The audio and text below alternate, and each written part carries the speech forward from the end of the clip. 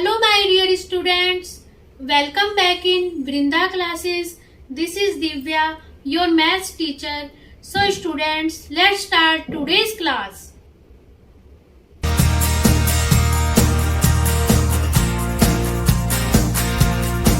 आपको जो है ये वृंदा क्लासेस के नाम से चैनल है, इस तरह विजिट करना है। यहाँ पे देखिए, आप कोई भी वीडियो देखेंगे, आप मान लीजिए ये वीडियो ओपन करते हैं वृंदा क्लासेस की, इस तरह वीडियो ओपन करेंगे और क्या करें, यहाँ पे सब्सक्राइब का बटन है, इसे प्रेस कर दीजिए और ये जो बेल आइकन है इस पे भी आप ऑल पे क्लिक करेंगे।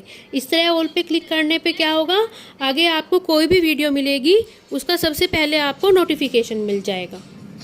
Question number 8 of Exercise 5.3. Find the sum of first 51 terms of an AP whose second and third terms are 14 and 18 respectively.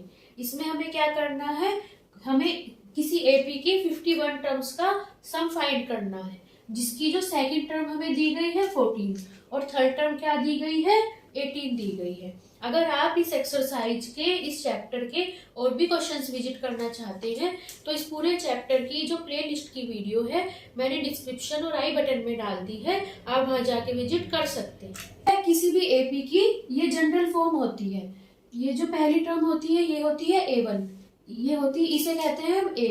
अब देखो जो अगली टर्म आती है, मतलब जो A2 आती है, देखो जो A1 आती है उसे हम डिनोट करते हैं A से। अब जो अगली टर्म आती है A2 वो कैसे आती है, फर्स्ट टर्म में हम D ऐड कर देते हैं, कॉमन डिफरेंस ऐड कर देते हैं, तो सेकंड टर्म हो जाती है A plus D। Third term क्या हो जाती है, इसे डिनोट करते हैं A3 से। थर्ड टर्म होती है, उसमें सेकंड टर्म में जो पिछली टर्म है उसमें D ऐड कर देंगे। इस तरह जो है हमें आगे टर्म्स मिलती चली जाती है। अब फोर्थ टर्म फाइंड करनी है, उसमें क्या करेंगे हम, जो हमारे पास थर्ड टर्म आई है उसमें D ऐड कर देंगे, वो हो जाएगी हमारे पास A4, उसे A4 से हम डिनोट करेंगे। अब देखो हमें सेकंड टर्म क्या दी थी, एक तरह से हमें A2 की वैल्यू दी थी, A2 दी थी हमें 14 और हमें A4 की वैल्यू, और थर्ड टर्म दी थी एक तरह से जो A3 दी है उसकी वैल्यू कितनी दी है 18 दी है। अभी अभी मैंने आपको बताया कि जो अगली टर्म आती है एपी में सेकंड टर्म में कॉमन डिफरेंस ऐड करके आती है, तो कहीं ना कहीं क्या रहा होगा, A2 में हमने D ऐड करा होगा, तभी हमारे पास क्या आई होगी A3 आई होगी। तो अब हम क्या करेंगे, देखो A2 की वैल्यू 14 रख देंगे प्लस D इक्वल टू क्या हो जाएगा 18 आ जाएगा। तो D की वैल्यू कितनी आएगी यहाँ पे 18। अब देखो 14 उस साइड जाके कैसा हो जाएगा, माइनस का हो जाएगा, 18 माइनस 14, तो D की वैल्यू आ जाएगी यहाँ पे 4 आ जाएगी। अब देखो D की वैल्यू यहाँ पे 4 आ गई है। अब हम क्या करेंगे, AP के लिए कॉमन डिफरेंस फाइंड हो गया है, अब हम क्या करेंगे, इसकी फर्स्ट टर्म फाइंड करेंगे। अब देखो फर्स्ट टर्म कैसे आएगी, मैंने अभी भी आपको बताया, हमारे पास सेकंड टर्म की क्या वैल्यू थी, यहाँ पे A2 हमें 14 दी गई है, तो कहीं ना कहीं हमने फर्स्ट टर्म में D ऐड करा होगा, मतलब A1 में D ऐड करा होगा, तभी हमारे पास क्या आई होगी A2 आई होगी। क्योंकि AP की जितनी भी अगली टर्म कैसे आती है, पिछली टर्म में हम कॉमन डिफरेंस ऐड कर देते हैं।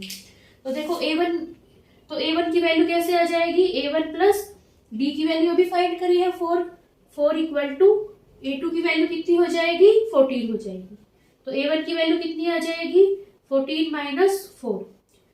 अब देखो A1 को जो है हम A से भी डिनोट कर देते हैं, A1 को A लिख देते हैं, A इक्वल टू कितना आएगा, 14 में से 4 जाएगा 10 आ जाएगा, मतलब AP की जो फर्स्ट टर्म है वो कितनी आ गई 10 आ गई, और कॉमन डिफरेंस हमने फाइंड कर लिया 4 आ गई। अब हमें इसमें क्या फाइंड करना था, सम ऑफ फर्स्ट 51 टर्म्स फाइंड करना था। तो अब देखो कैसे फाइंड करेंगे, एपी के लिए मान लो हमें कितनी भी टर्म्स का सम फाइंड करना हो, उसका ये फॉर्मूला होता है, Sn is equal to n/2 2a plus n minus 1 into d होता है। यहाँ पे जो होती है n होता है कि मतलब जितनी टर्म्स का हमें सम फाइंड करना है। अब देखो हमें जो है 51 टर्म्स का सम फाइंड करना है, तो n की वैल्यू इसमें 51 पुट कर देंगे, n इक्वल टू 51, तो S51 आ जाएगा, मतलब AP की फर्स्ट 51 टर्म्स का सम कितना आ जाएगा, S51 इक्वल टू n की वैल्यू 51 पुट कर देंगे, 51/2 2 मल्टीप्लाई A की वैल्यू हमने अभी भी फाइंड करी 10 आई है, 10 प्लस n की वैल्यू पुट कर देंगे 51 माइनस 1 डी की वैल्यू फाइंड की हमने 4 आई है, तो यहाँ पुट कर देंगे 4। तो कितनी आ जाएगी 51/2। इसे सोल्व करेंगे, 2 की 10 में मल्टीप्लाई होगी 20 हो जाएगा, 20 प्लस 51 में से बन जाएगा 50। 50 की मल्टीप्लाई करेंगे 4 में।